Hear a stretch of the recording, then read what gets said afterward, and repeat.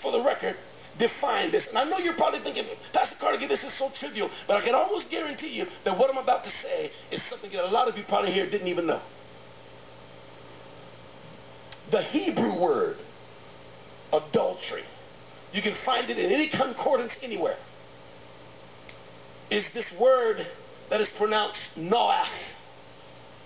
I'm not the greatest pronouncer, so if it ain't right, just get my point. Don't try to criticize me. You didn't say it right. I don't care if I said it right or not.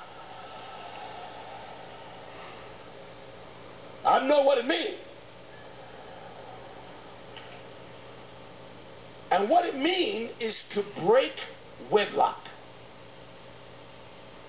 You know, all this other fancy stuff, it's not in the definition. What it means is to break wedlock. Look at me. That means somebody in a marriage trying to break out and somebody outside of a marriage trying to break in. So if you're married and you want to break out, it's adultery. If you're single and you're trying to break in to somebody's marriage, it's adultery. Somebody say amen. See, some of you feeling it already. I told you, folks don't even know. It is the story of David and Bathsheba. David sees her from the roof, knows she's a married woman, and he wants to break in to that marriage. Bathsheba is a married woman. And when she's standing in front of the king and he says, I want you, then she is breaking out of her marriage. Is anybody getting what I'm saying?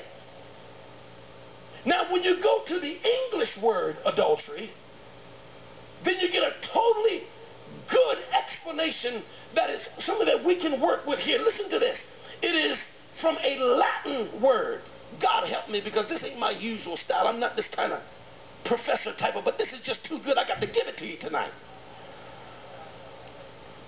The English word adultery is from a Latin word, and the word is, I asked them to put it up there, so I ain't gonna try to say it. But it's adulterare or something like that. It means to make another. And I'm looking at the word as I'm reading it this week in the dictionary. I said, what does that got to do with adultery or infidelity? To make another. And so I kept reading all these definitions, and it means criminal intercourse. Notice the word criminal, because that's not what they say today. Criminal intercourse that can leave the father of those children in question. It means to alter from the original, as in the original father is somehow being altered or thrown into question because somebody snuck in and did something, and now there might be a question of the kids' inheritance or who they belong to, or this might come out later and their father might not be the real father, and all kind of things, and that relationship has been adulterated or changed or corrupted. It's made into something else. Folks, that's a good definition. Okay, Pastor. We got it. Good. Now, why am I preaching this in a Bible conference to a whole bunch of Christians? Very glad you asked me.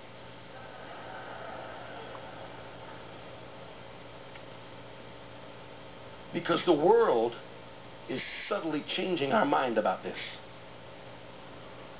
I said, Pastor, that's not true. It is true. And the proof that it is true is the number of adultery cases inside of Christianity. I don't believe church-going people are bad people. I believe they love God. I believe that church-going people raise their hands and they really mean it. I believe that church-going people, when they give those tithes, they really mean it. When they go to a prayer meeting, they really mean it. When they go on an invasion team, they really mean it. I have great faith that church people want to be there and they want to serve God. But guess what? With all of their goodness, with all of their worship, with all of their prayer, they are falling prey to adultery. And it's not because they've got blood dripping from their eyes and fangs and they want to be home wreckers and destroyers. That is not why. The reason why is because something has changed their mind about the definition of adultery. This is what I learned in my 2-hour conversation with my friend.